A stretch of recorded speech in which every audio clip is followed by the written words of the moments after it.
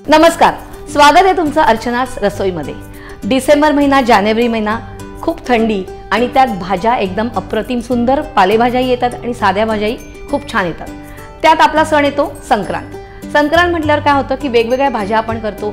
सुगडीमध्ये पण आपण गाजर आणि हरभरा वगैरे सगळी आपल्याला ती छान भाज्याही मिळतात आणि फळंही मिळतात। त्याचप्रमाणे संक्रांत म्हटलं की आदल्या दिवशी भोगी असते, तर भोगीला एक मिक्स व्हेजिटेबल किंवा आपण असं म्हणतो की ती भोगीची भाजी। तर आज मी तुम्हाला दाखवणार आहे भोगीची भाजी। त्यासाठी बघत राहा अर्चनाज रसोई।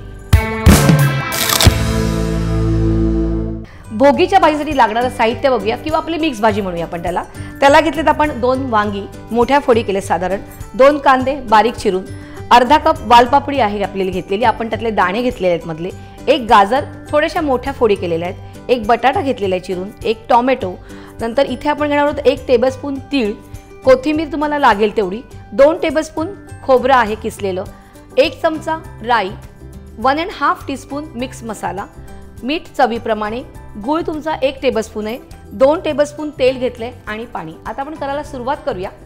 तर सगळ्यात प्रथम काय आपण इथे घेतलेलं आहे वांगी आणि बटाटा। आपण इथे तुम्ही बघताय की पण पाण्यामध्ये ठेवलेलं आहे। जेव्हा वांगी बटाटा आपण जेव्हा चिरतो ते थोड्या वेळात लगेच काळं पडतं, पण ते काळं पडायला नको म्हणून आपण काय केलं ते पाण्यामध्ये घालून ठेवलेलं आहे। आता सगळ्यात प्रथम आपली नेहमीप्रमाणे आपण काय करणार आहोत, तेल गरम करायचं आहे। तेल आपण साधारण इकडे 2 टेबलस्पून, ह्या भाजीला तेल थोडंसं जास्त घ्यायचंय, 2 टेबलस्पून आपण तेल घेतलेलं आहे। तेल थोडंसं तापलं की आपण राई घालणार आहोत। आणि कधी पण एक लक्षात ठेवा की जेव्हा तेल गरम होतं आणि आपल्याला जर त्या भाजीचा रंग जरासा लालसर किंवा आपल्याला भाजीवर तरी यावी असं वाटत असेल तर थोडासा मसाला आपण तेलात घातला तर चालतो, पण त्यावेळेला ते तेल गरम पाहिजे। तेल गरम झालं की आपण राई घालू। तेल गरम झालंय का बघूया। आपण इथे राई घालूया, साधारण आपण 1 टीस्पून घेतलेली राई येते। राई चांगली तडतडली पाहिजे आणि त्याच्यामध्ये आपण घेऊया थोडासा मसाला। आधी थोडा मसाला घालणार आहोत आणि नंतर थोडा मसाला घालणार आहोत।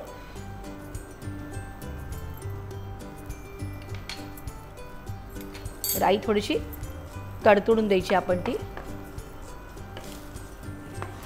राई तडतडली की आपण घालणार आहोत तीळ, जे आपण घेतलेले साधारण 1 टेबलस्पून। तेल थोडेसे तीळ आहे ते थोडेसे आपण शेकून घ्यायचे ह्याच्यामध्येच, नाहीतर मग ते कच्चे लागणार, म्हणून आपण जरासे ह्याच्यामध्ये थोडेसे परतून घ्यायचे। त्याच्यानंतर आपण घेतोय कांदा। आता बघा, जे आपला संक्रांत महिना आहे जानेवारीच्या महिन्यात, त्याच्यामध्ये काय होतं थंडी पडते आणि थंडी पडल्यावर आपली स्किन आहे ती थोडीशी ड्राय होते। अशा वेळेला आपण संक्रांतीला आपण काय करतो, तीळ खातो। ह्याच्यामध्ये तिळामध्ये सगळ्यात जास्त स्निग्ध पदार्थ असतात आणि तिळामुळे काय होते तुमची स्किन जे आहे त्यातला जो तेल असतं ते आपल्याला तिळापासून मिळतं। थोडासा कांदा परतलं की आपण घालूया टोमॅटो।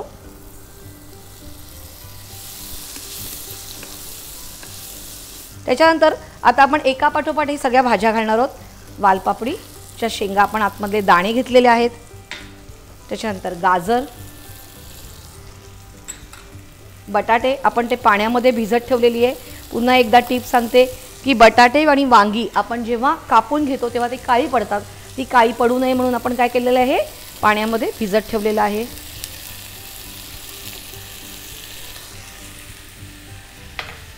त्याच्यानंतर इकडे आपण खोबरं घेतलेलं आहे,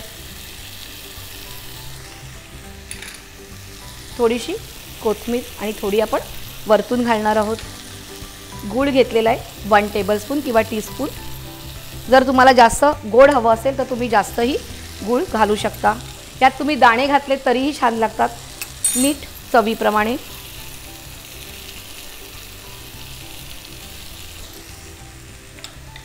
आणि हा उरलेला आपला जो मसाला आहे तो आपण घालतोय सगळा, साधारण 1.5 टीस्पून आपण मसाला घेतलाय। त्याच्यानंतर सगळी ही भाजी आपण जे सगळं घातलंय ते एकदा व्यवस्थित परतून घेणार आहोत। व्यवस्थित परतून झाल्यावर आपण हे पाणी घेतलंय ते घालणार। तुम्हाला पाय थोडं म्हणजे आपल्याला शिजे पुरतं पाणी घालायचंय, साधारण 1 कप आपण पाणी घेतलंय।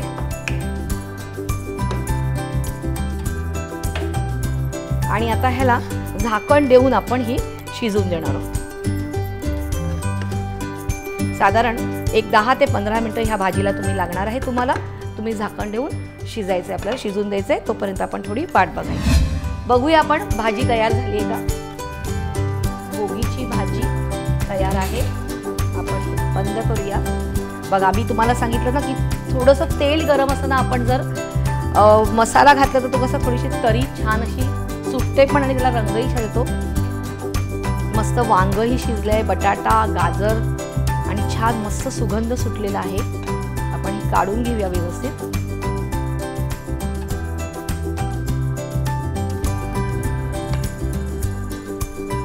आणि याच्यावर थोडीशी पूर्णपणे जास्त कोथिंबीर घालायची नाही कारण ह्या भाजीचा रंगच कसा छान दिसतो. गाजर दिसते, वांग आहे, बटाटा आहे, त्यामध्ये मध्ये तुमच्या वालपापडीच्या आपला वाल आहेत, त्यामुळे त्याचा थोडासा तो रंग तोच ठेवायचा आहे. आणि मस्त सुगंध सुटलेला आहे. पण ही भाजी कशाबरोबर खायची माहिती आहे? बाजरीच्या भाकरीबरोबर, ती पण थोडंसं तीळ असलेली. आणि तुम्ही काय केलं? सबस्क्राईब केलं. कुठे? इंडिया फूड नेटवर्कवर. आणि अशाच काही पारंपरिक छान छान तुमच्याकडे रेसिपीज आहेत. लवकरात लवकर फीडबॅक द्या आणि त्यासाठी बघत राहा अर्चना आज रसोई.